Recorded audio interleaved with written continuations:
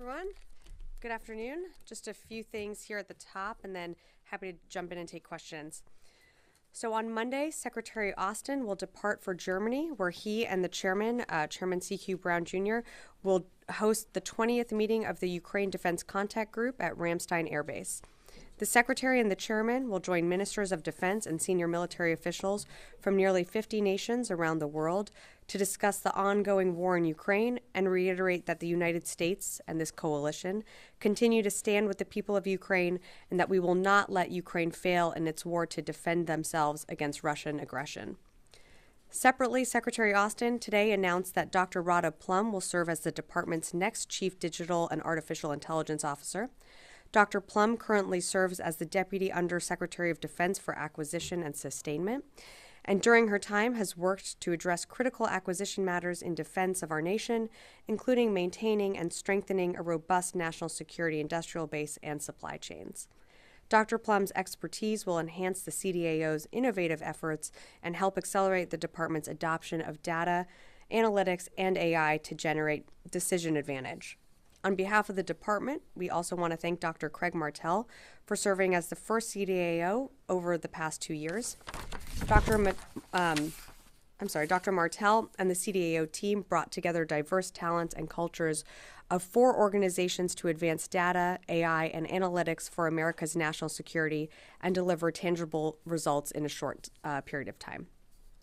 Also today, Secretary Austin and Latvian Minister of Defense Andris Spruds met here at the Pentagon, where they discussed regional bilateral defense issues, NATO's deterrence capabilities, and the situation in Ukraine. They highlighted the importance of alliance unity, defense production, and Latvia's increased defense spending and contributions to NATO. The meeting underscored a continued U.S.-Latvian cooperation ahead of the 75th anniversary NATO summit here in Washington, D.C. later this year. Shifting gears, I just want to take a moment today to highlight the inclusion of the Compact of Free Association Amendments Act of 2024 in the minibus funding package that President Biden recently signed. As a result, our national security priorities in the Pacific and economic assistance to the Federated States of Micronesia, the Republic of the Marshall Islands, and the Republic of Palau will now extend well into the 2040s. The compacts ensure that the United States, and only the United States, can maintain a military presence in the freely associated states.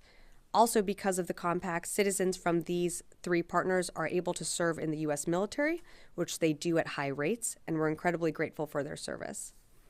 As you heard the department earlier this year, extending the compacts was one of the most important things Congress could do to help drive our Indo-Pacific strategy.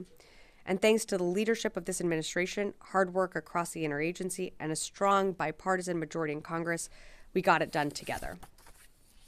Also in the Indo-Pacific this week, in Thailand, the 15th iteration of Exercise Hanuman Guardian began with 2,000 soldiers of the Royal Thai Army and U.S. Army specific. AG-24 is designed to enhance striker-centric training, long-range artillery, bilateral aviation, medical, and battle staff capabilities. A strong, forward-looking U.S.-Thai defense alliance helps foster a free and open Indo-Pacific region where all countries enjoy peace and prosperity. And for more information, I would direct you to Army Pacific Public Affairs. And finally, Secretary Austin will go to Walter Reed National Military Medical Center tomorrow afternoon for a scheduled routine follow-up appointment with his doctors. The Secretary continues to recover well from his medical treatment earlier this year, and you can expect that he'll be conducting these types of follow-on checkups from time to time. We will be sure to keep you updated regarding any significant developments as appropriate. And with that, I'm happy to take your questions. I think we have Lita Baldor, AP, on the phones with us right now. Hi, Sabrina. Thank you very much. Just 2 quick things on Haiti. General Richardson this morning talked about plans for a NEO. Can you say what, if anything, the Pentagon is doing right now to prepare for any potential NEO? And has there been any request yet for the Pentagon to do anything? And separately, can you tell us if there's any actual planning or preparations going on right now at Guantanamo for any possible migrants to flow there? Thanks, Lita, for your questions. I think you're referring to the General Richardson's testimony on the Hill. So right now, the embassy in Port-au-Prince remains open. We did enhance our security posture there over the weekend and earlier this week, but the embassy continues to remain open at this time. As you can appreciate, we are a planning organization, but that's not something that we are planning for right now. I would direct you to the State Department for further guidance or more answers to your questions about the embassy specifically. But again, our mission right now with the personnel that are on the ground is to shore up security at the embassy, and we were able to remove some non-essential personnel, but that's our main focus at this time. In terms of any requests at Guantanamo Bay, we are certainly in touch with the Department of Homeland Security, with the State Department. I don't have anything to preview right now at this time, but should that change, we'd certainly keep you updated. Yes, Jen. Sabrina, the Army found $300 million in spare change for weapons for Ukraine. Are the other services going to find something similar, and will we hear about those weapons this week? If there is any other contracts that come in under bid, we would certainly let you know. But this does happen, but it was a unique circumstance. And given what's happening on the battlefield in Ukraine, the fact that they are having to, fortify their defensive lines and having to give up some territory in order to do that, the president felt that it was important to use this, these contracts that came in under bid in order to supply a PDA package, an emergency one. But it's only the Army that had these contracts that were under bid? It's only the Army right now. Again, if there are any other contracts that come in under bid, we'd certainly keep you updated. Has the administration finally decided to provide ATACMS, the longer range weapons, to Ukraine, given the delay of 5 months of weapons that they need? Yeah, I don't have anything to announce from here today. I think on our website on defense.gov, you can see a breakdown of some of the items that are included in the package, but I just don't have anything more to speak to at this time. Joseph, yeah. Thanks. Two questions. One on the Houthis. This morning, or earlier today, the White House said that there's no indication that they have had access to a hypersonic weapon. Yeah. Do you guys, agree with that assessment? One, but two, are you concerned? Is the department concerned that these strikes that the U.S. has been carrying out since January have not deterred them from their attacks in the Red Sea? One, and two, are you guys concerned that these attacks may have, forced the Houthis to look at more expanding their capabilities in different manners? So on the first one, I think you're referring to reports out there that they have used a hypersonic, and I can tell you that is inaccurate. We have no indication that they even have that capability. Second, to your point on just deterrence in the region, I mean, again, look, we're going to continue to conduct these dynamic strikes. We feel confident that we continue to degrade the Houthis' capabilities, but we know that they still continue to get access and are provided weapons and capabilities and support by Iran. That support continues. We haven't seen that lag in any way. And we know that they have these sophisticated systems and weapons, but we're going to continue to support what we're doing through Operation Prosperity Guardian to make sure that commercial ships can continue to transit that very important waterway, which is the Red Sea. And we're also going to defend our interests while doing so. Is the department looking at increasing, not capabilities, but efforts to cut the resupply of these weapons from Iran? We continue to look for ways. I mean, you've seen CENTCOM lead some interdiction efforts, but, there are other ways that Iran is able to supply the Houthis, but we continue to monitor how they get weapons. But beyond that, I wouldn't get into a further intelligence assessment. Sorry, sure. If you allow me. CNN reported, I think yesterday, that the U.S. military has finished an additional review of the Abbey Gate bombing that killed 13 American service members. Can you share anything about that investigation or the results of it? I don't have anything to share at this time. That is the additional review that CENTCOM led. I believe they will be briefing families, so I'm not going to get ahead of that. Once that's concluded, of course, we will share the results. Natasha. Thanks, Sabrina. Can you give us an update on the Besson? Has it arrived in the Eastern Med yet to start those efforts to construct the pier and the causeway? And also, do you have any more updates on kind of how this operation is going to look in terms of the security that's going to be in Gaza, helping with the distribution of the aid once this is all up and running, or anything else you can tell us about how this is going to actually look once it's set up? Yeah, so in regards to the Besson, I'm not aware that she's on station yet. I believe most of the ships have left or will be departing in the coming days.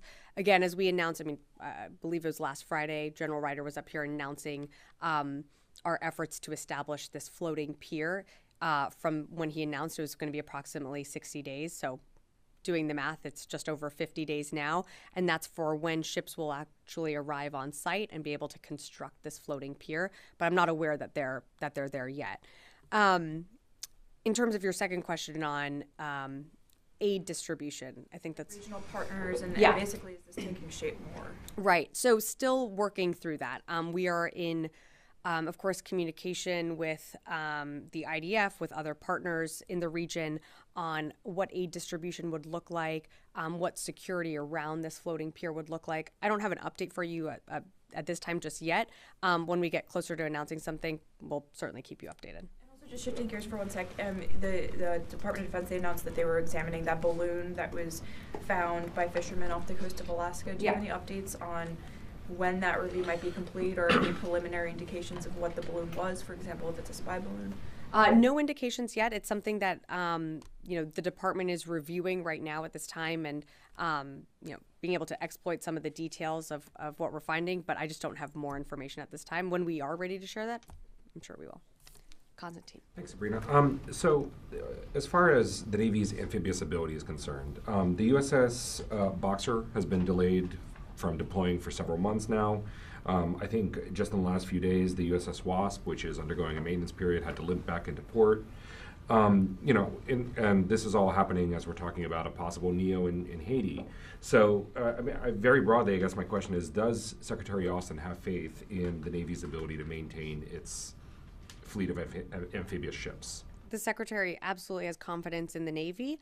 I would direct you to the Navy for more updates on specific ships. I just don't have that in front of me. But the Secretary is very confident in the Navy and its abilities to be able to conduct whatever mission is tasked, that they're able to do it.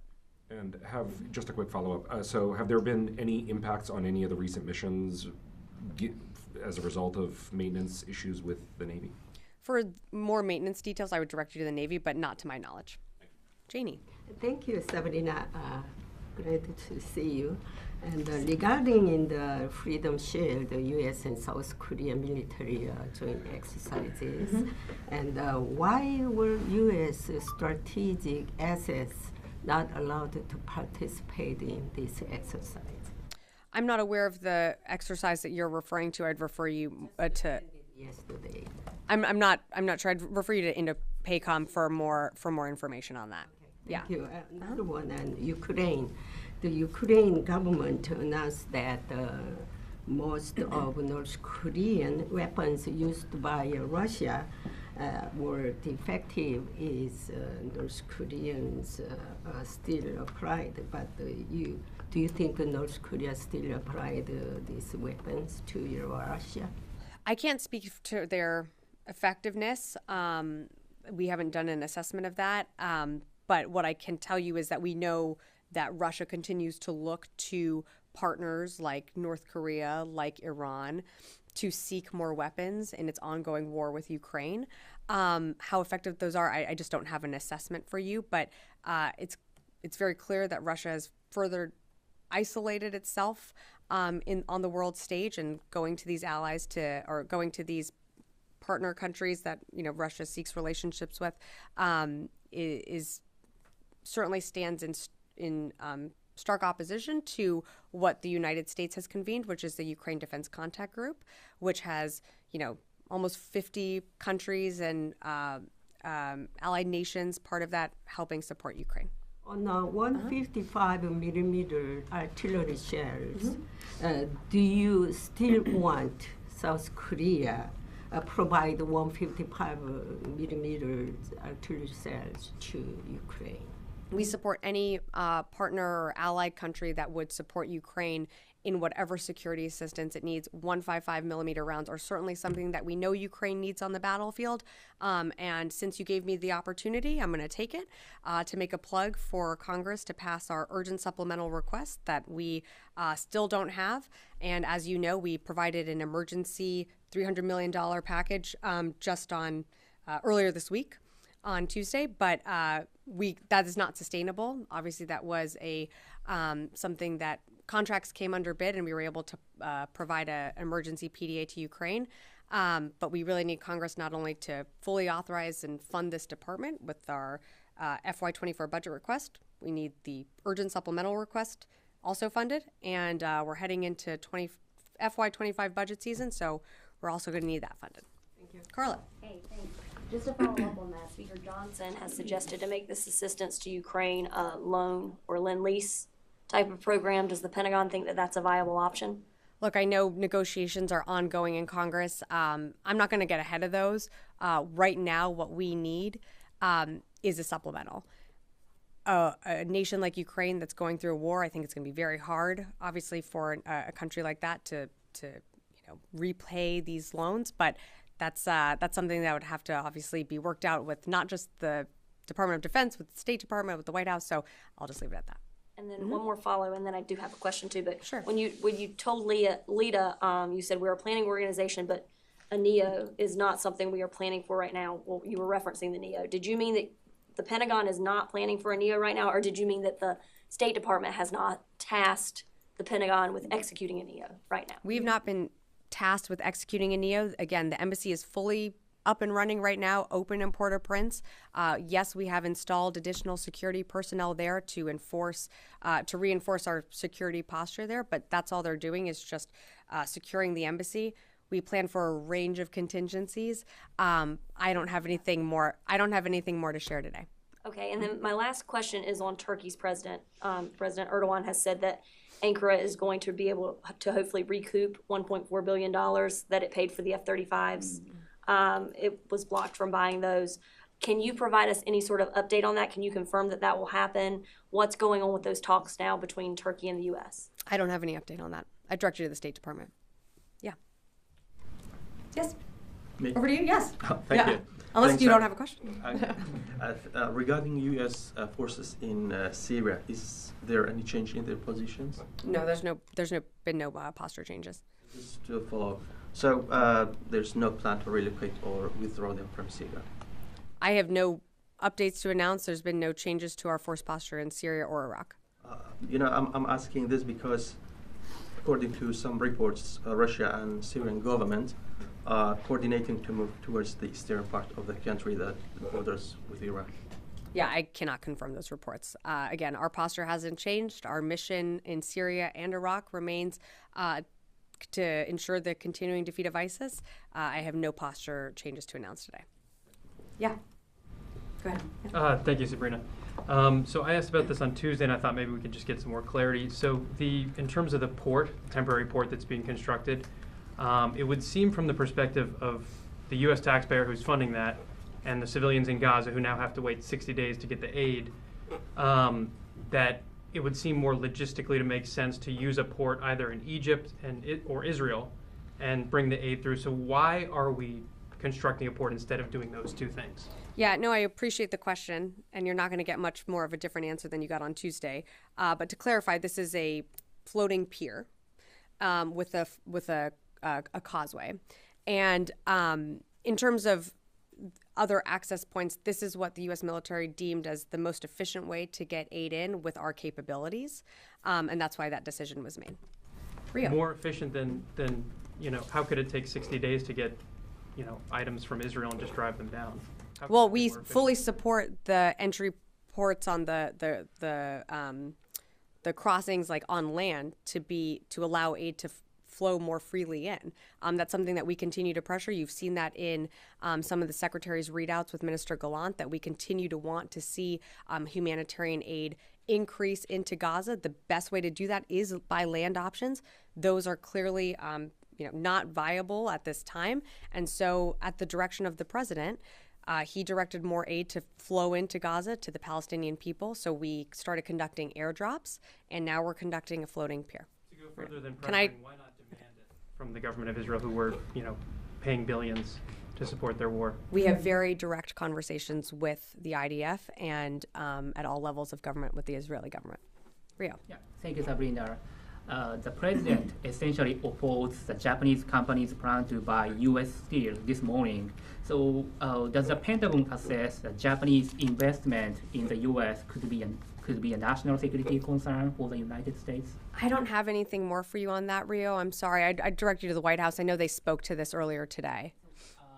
As I understood, the Pentagon called for more integrated defense supply chain with allies and partners. Yeah. So how concerned is the Pentagon that the U.S. opposition to this steel deal with Japan could have broader negative impact on the Pentagon's initiatives to increase the defense industrial cooperation with Japan? We certainly value our relationship with the Japanese government. We work closely with them, whether it be in exercises or in other ways through commercial, economic aspects. For this specific question, when it comes to this deal that you're referencing, I just don't have more information for you on that. That's sort of out of the Department of Defense. I'd refer you to the White House. Yeah, Tom. Thanks, Sabrina. Following up on the Haiti evacuations of non-essential U.S. personnel from the embassy, there was over the last couple of days also the evacuation of private U.S. citizens from more remote parts of Haiti, helped facilitated in part by the U.S. military. I'm wondering, to the best of your knowledge, how does that work? In other words, who comes to the Pentagon and asks for that support? I know you guys don't initiate that. Who would? I couldn't figure that out. I couldn't find that out.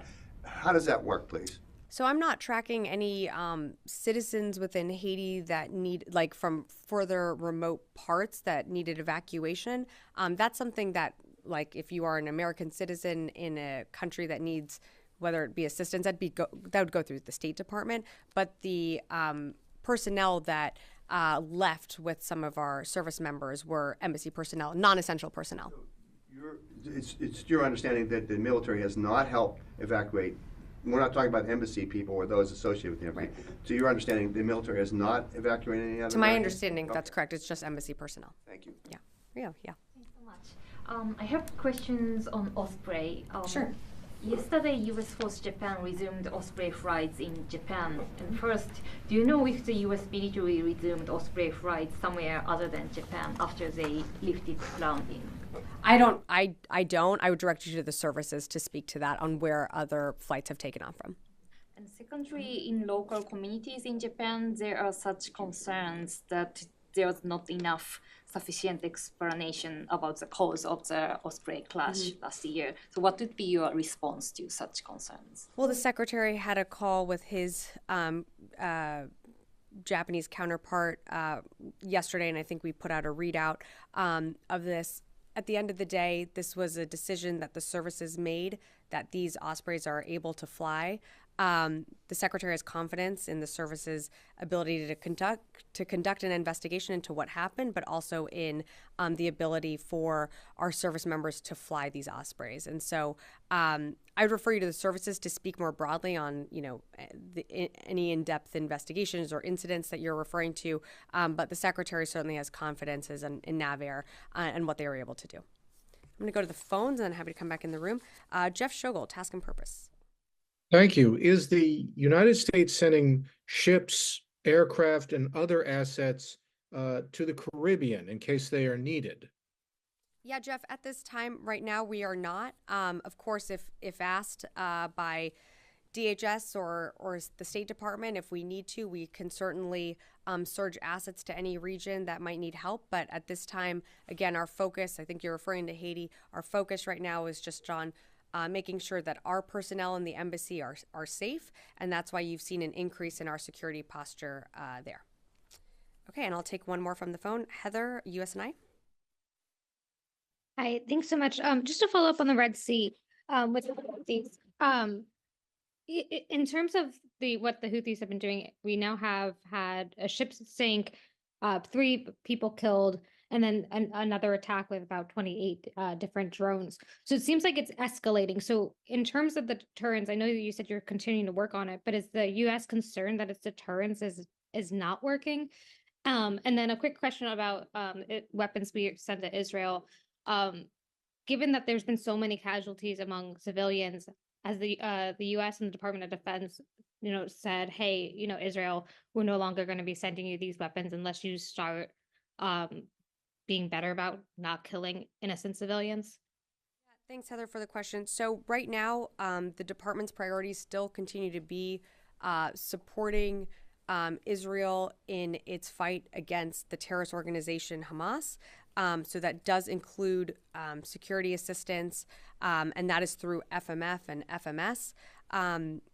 But as you are seeing, this department is working around the clock to also provide humanitarian aid to Palestinians in Gaza, whether that be through aid drops, and I think I want to say we had our 10th one this morning, and then of course the floating pier that we will be setting up that will be off the coast of Gaza that will be able to get whether it be meals, water, whatever else the people need, be able to flow that into to Gaza at a more regular rate.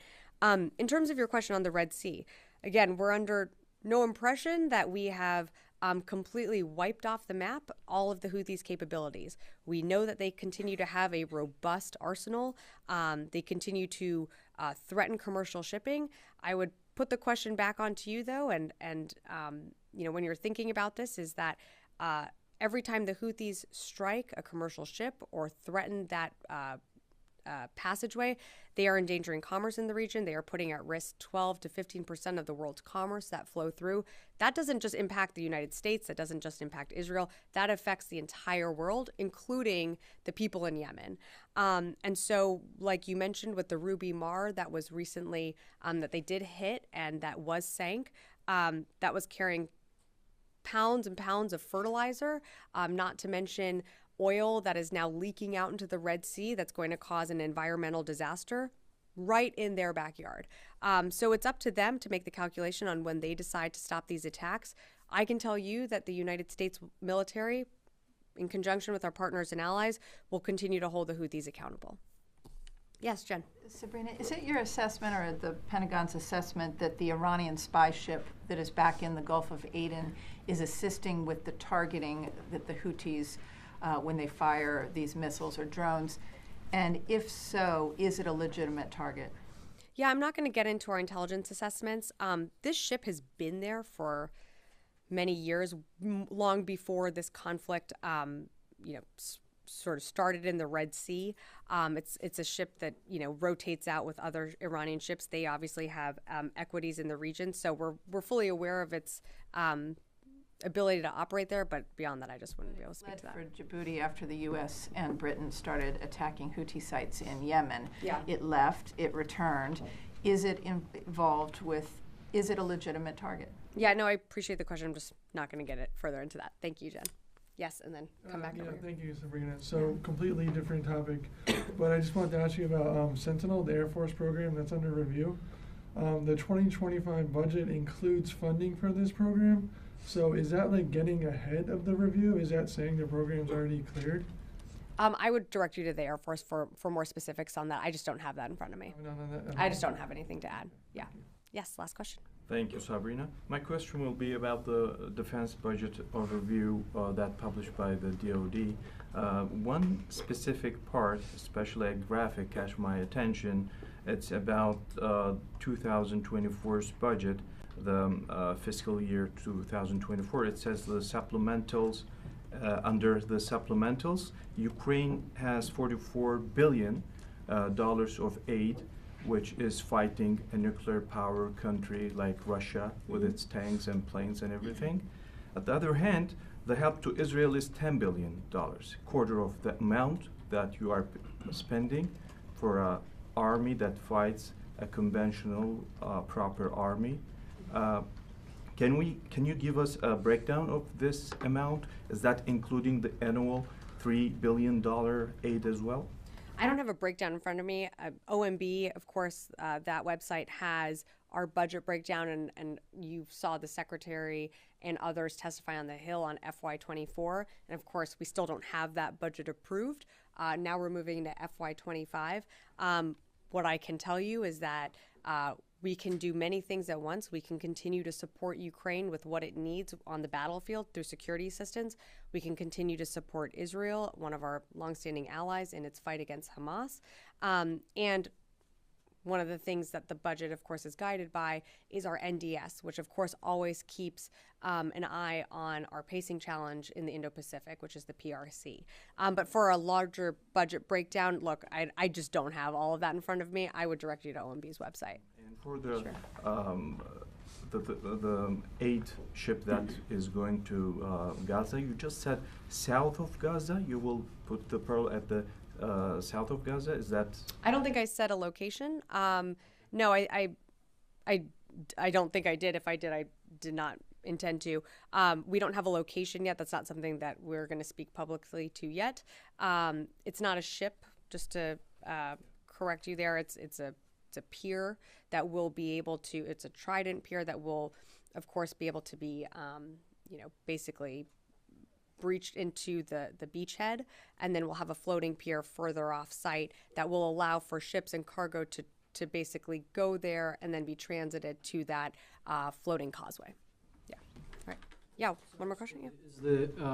Is the U.S. military still conducting ISR operations or flights over Gaza to help Israel? We continue to work with the Israeli government in trying to free those hostages. One of the things that we were doing is flying some of that ISR, but beyond that, I just don't have more for you. The department is currently doing that. I'm not going to speak to what we're currently doing, but we are, of course, assisting in any hostage recovery and rescue that we can do. One of the things that you heard us speak to at the very beginning was flying ISR, but I just don't have more for you on that. And I'm sorry, I thought I had seen Anne, and then maybe your question got answered. It's actually a follow-up earlier on Sure. the Marines in Haiti. I mean, if you can say anything more about their mission there, and sorry if this has been asked before, but has the reason why the Marines aren't involved in an evacuation of U.S. citizens in Haiti, is there any reason for that other than the White House has not asked? Is there any That's not their mission right now. Their mission is to secure and make sure that our embassy personnel are safe.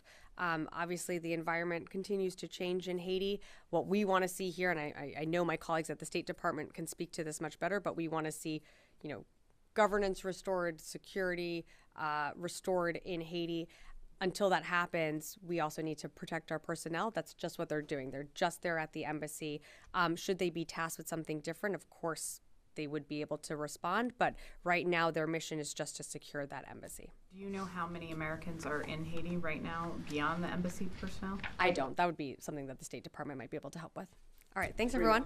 Yeah. I just want to be absolutely clear on your response to me. To the best of your knowledge, no U.S. military personnel has helped evacuate any U.S. citizens beyond those at the embassy. To the best of my knowledge, it has been embassy personnel, that non-essential personnel that have left. And of course, I would direct you to Southcom for more information on, our presence there. But again, it's the folks that are on the ground right now are just there to ensure the security of the embassy. All right. Thank you.